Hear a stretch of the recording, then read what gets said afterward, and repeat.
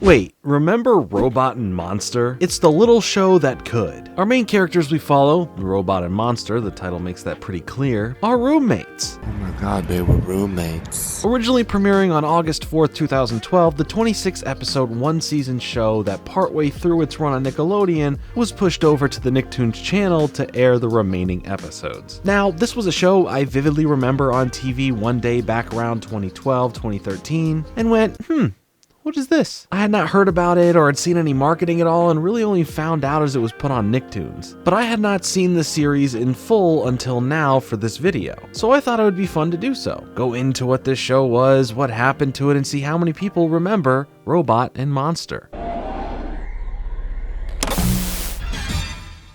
What was Robot and Monster? Our two roommates, Robot Default and Monster Krumholtz, not only live together, but work together inside the Blinking Light Factory. Robot specifically is the underdog in life, always thinking that everything is against him as to hold him back from being successful. I mean, his own brother Gart owns the factory and often puts down Robot, furthering these deep-rooted feelings. Voiced by Curtis Armstrong, yes, Dan from Dan vs. himself. Monster, on the other hand, is blissfully naive and extremely curious as to what makes the clock tick, what makes the world go around, and is easily to be led to believe anything that someone tells him is fact. He's easily distracted by most anything, but he is super caring and there for anyone that needs a helping hand or a shoulder to lean on. He is voiced by Harlan Williams. Funny enough, he was in Dan vs. as well.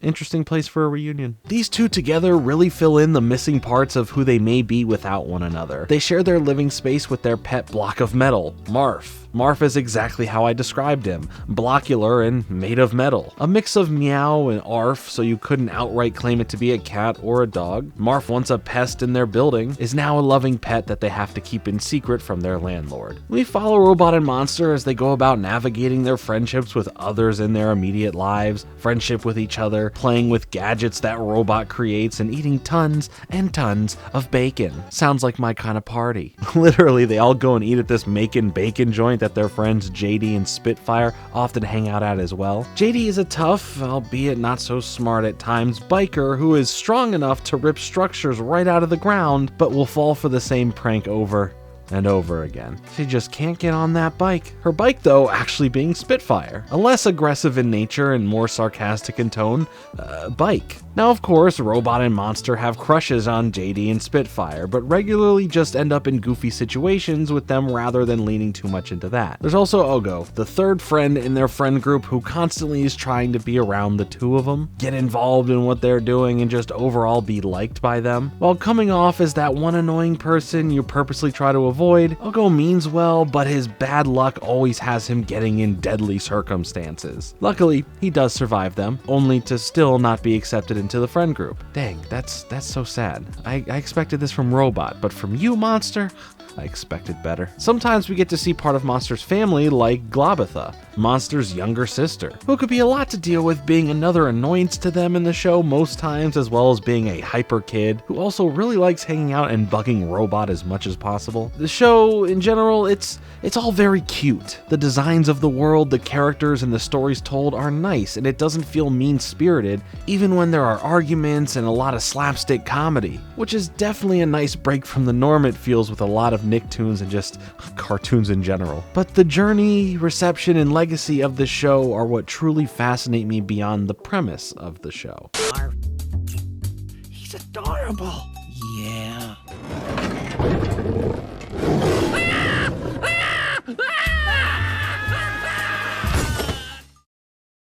Robot and Monster. The brand new series premieres Saturday, August 4th at 11. Marv. Originally titled Robot and Monster Best Friends Forever in 2010, when officially ordered as a series for 26 episodes, now titled Robot and Monster, premiered on August 4, 2012. The show was full steam ahead throughout 2012 until the episode Bacon Miss, their holiday bacon-themed episode where after that premiered on December 8th, the show went on hiatus and wouldn't be seen again for over a year with any new episodes. That's not very much in the holiday spirit there, huh? Well, the show returned on December 26th, 2013. The final handful of episodes would be scattered around the next year plus on Nicktoons until it ran through them all.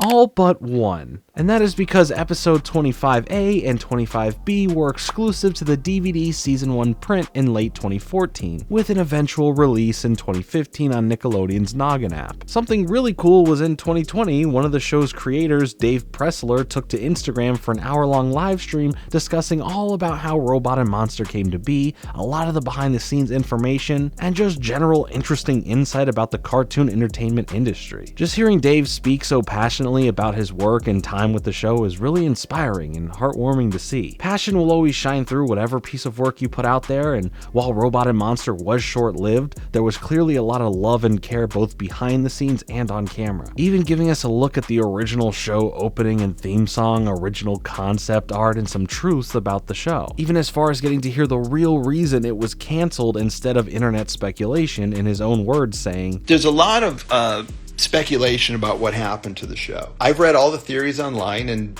nobody knows. They're all wrong." President of the studio was a fan of the show. She greenlit the show. By the time we were done with the show, they had an entire studio-wide regime change.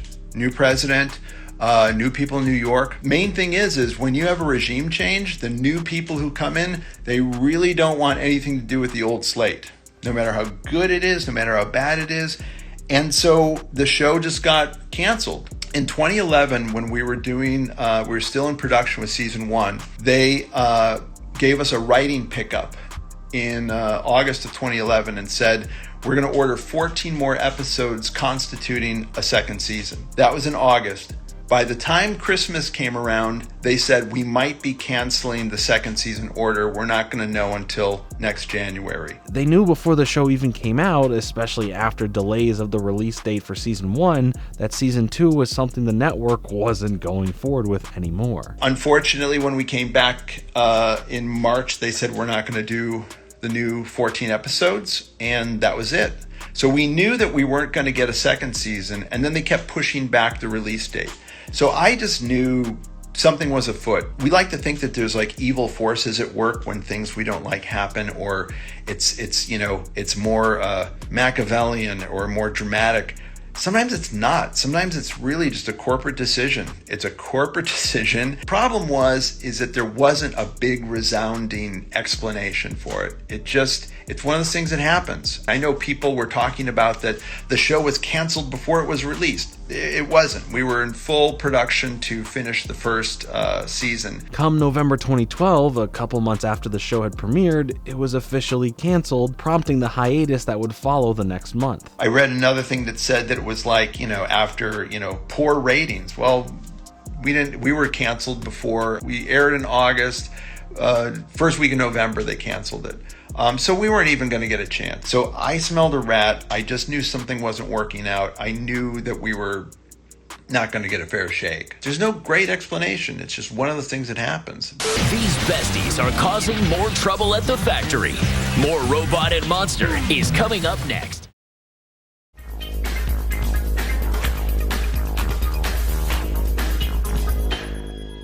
Dave now is working with Nickelodeon once more as a co-executive producer on the Rugrats 2021 reboot. While the show received mixed reviews, the fan base for the show is still there and in heavy support. The show had some fun adventures in general for the main characters in a nameless city, which was an inside joke from the creators, and it was very laid back. But in a time when things were changing at Nickelodeon, leadership changes, ideals changing, and content investment changing, there was a clear shifted focus to more live action than just cartoons. Nickelodeon always had a good blend of both throughout the decades, but as other networks, even Cartoon Network, were producing more live action, Nickelodeon wanted to follow suit. A lot of animation during this time would easily be overlooked, giving only one seasons out, or treated so poorly by the network that, as my comment section would say on a lot of my content, could be considered a fever dream. At least the reruns lasted for a little while, playing from 2015 to 2017, giving it a chance to be seen by more eyes for a bit longer. character. Something I love about the show is the world and the characters within it. Aside from the core cast of characters we went over,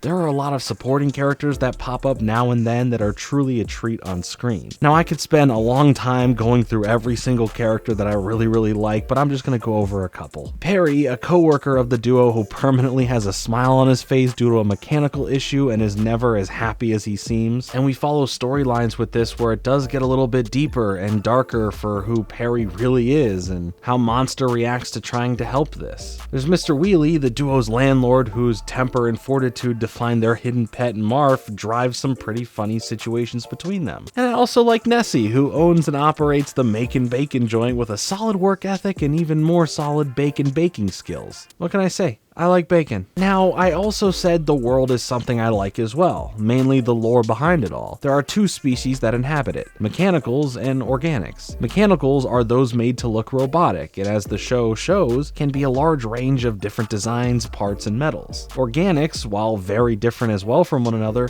still fall in the same category of flesh-based organisms, with fur, horns, and fish, things. The city itself, while having no name, has its own unique voice. The imperfect, oddly shaped retro-futurism-inspired looks paint this almost steampunk aesthetic, especially with their use of transportation in the world. It's also abstract and weird that it often feels cold from all the metal. Even the grass feels like I could catch a concussion from it. At the end of the day, Robot and Monster is this small, little, inoffensive show. It's not going to intrude too much on your time, and you may even crack some smiles from the jokes or just the vibe of the show in general. It's too charming to dislike it, at least in my case. When it comes to shows like this that only last one season, it's hard to not tell you to give them a shot no matter what because it's not a huge time investment. So if you haven't seen the show or faintly remember it, it's on Paramount Plus, which is nice to see the show live on through streaming. And I would definitely say give it a shot. We're Robot and Monster! Good night, place where we live!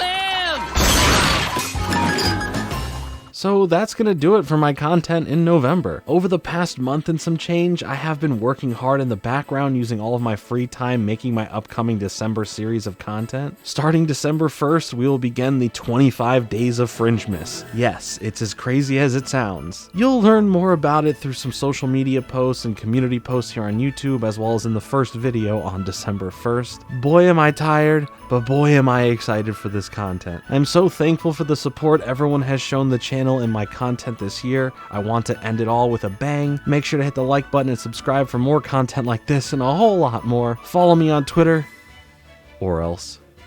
I'll be back with the first video of Fringemas soon, but until then, later.